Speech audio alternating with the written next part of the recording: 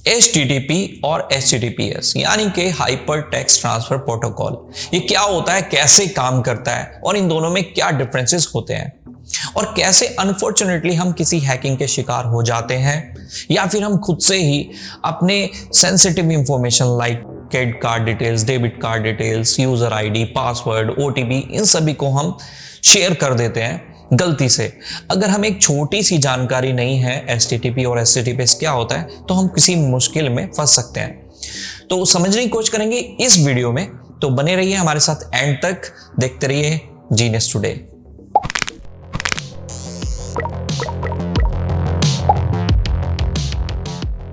Hello and welcome back guys, my name is Jay. So basically होता क्या है, जब भी आप किसी वेबसाइट को अपने मोबाइल फोन या PC में ओपन करना चाहते हैं तो इसके लिए आप किसी एक ट्रस्टेड वेब ब्राउजर का ही यूज करते हैं, like Google Chrome, safari, opera mini, Firefox. ये सभी ट्रस्टेड वेब ब्राउजर्स हैं, मोस्टली इन्हीं का ही आजकल यूज किया जाता है। सो आप जाएंगे अपने वेब ब्राउजर पर और उसमें एक होता है URL बॉक्स। जस्ट जाएंगे URL बॉक्स में और टाइप करेंगे अपने वेबसाइट का URL, जो भी आप वेबसाइट ओपन करना चाहते हैं, लाइक www.youtube.com। जैसे ही आपने टाइप किया और प्रेस किया एंटर, तो आपने हमेशा नोटिस किया होगा URL से जस्ट पहले HTTP या HTTPS दोनों में से कोई भी एक ऑटोमेटिकली ऐड हो जाता है। इसी के साथ एक लॉक आइकन और अलर्ट साइन, या फिर लॉक आइकन होगा या तो अलर्ट साइन होगा, दोनों में से एक कोई ऐड होता है। तो अगर लॉक आइकन है इसका मतलब है वेबसाइट 100% सिक्योर है। अगर अलर्ट साइन आ रहा है तो इसका मतलब है वेबसाइट अनसिक्योर्ड है, फुली अनसिक्योर्ड है। तो टेक्निकली होता क्या है, जब भी हम किसी URL को अपने वेब ब्राउजर पर हिट करते हैं या फिर हम किसी वेबसाइट को अपने वेब ब्राउजर पर ओपन करते हैं, हमारा वेब ब्राउजर उस स्पेसिफिक वेब पेज के लिए सर्वर को रिक्वेस्ट सेंड करता है।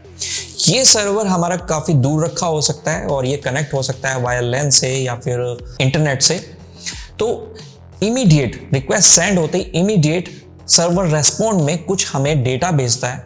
ये data HTML, video files, images files, CSS, ये जावास्क्रिप्ट, ये सभी कुछ भी हो सकता है। ये सारा डेटा हमें पैकेट्स की फॉर्म में आता है, फुली पैकेट्स की फॉर्म में हमारे ब्राउजर तक आता है और ब्राउजर इसे टेम्परेरी फाइल में सेव करता है और रेंडर करता है। रेंडर करने के बाद हमें एक यूजर इंटरफेस देता है जिसको हम इजीली समझ सकते हैं और इस पर हम काम कर सकते हैं। ऑलराइट, अब सवाल आता है कि HTTP और HTTPS दोनों एक दूसरे से कैसे अलग है और कैसे HTTPS एक हाईली सिक्योर प्रोटोकॉल बन जाता है। तो जब भी हम किसी एक अननोन लिंक या अननोन URL एड्रेस पर क्लिक करते हैं जो कि एक HTTP प्रोटोकॉल बेस्ड है, तो इस केस में वेब ब्राउजर और सर्वर के बीच जो डेटा पैकेट्स ट्रांसफर हो रहे हैं वो प्लेन टेक्स्ट की फॉर्म में होते हैं।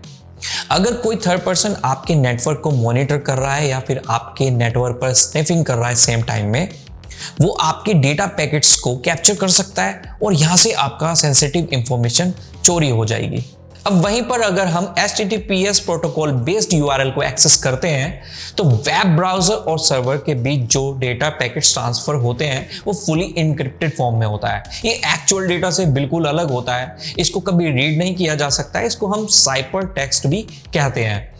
सो अगर इस केस में कोई हमारे नेटवर्क को मॉनिटर कर रहा है, तो कोई थर्ड पर्सन मॉनिटर कर रहा है या फिर हमारे नेटवर्क पर स्निफिंग कर रहा है, तो वो इसके डेटा को कैप्चर तो कर सकता है बट उसको कभी रीड नहीं कर सकता। रीड करना लगभग इम्पॉसिबल ही है, जिससे डेटा ट्रांसमिशन और भी ज्यादा सिक्योर बन जाता है। अब यहाँ पर डेटा इंक्रिप्शन कैसे काम करता है, इसे हम थोड़ा और डिटेल में समझने की कोशिश करते हैं।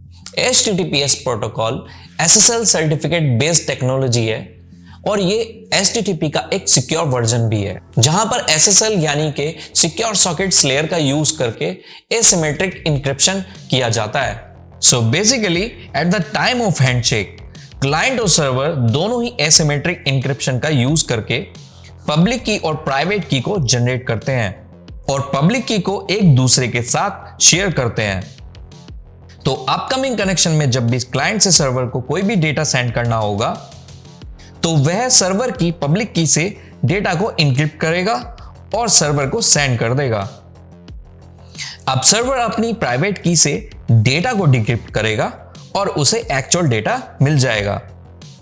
इसी तरह से जब भी सर्वर से क्लाइंट को कोई भी डेटा सेंड करना होगा तो वह क्लाइंट की पब्लिक की से डेटा को इनक्रिप्ट करेगा और क्लाइंट को सेंड कर देगा, और फिर क्लाइंट अपनी प्राइवेट की से डेटा को डिक्रिप्ट करेगा और उसे एक्चुअल डेटा मिल जाएगा।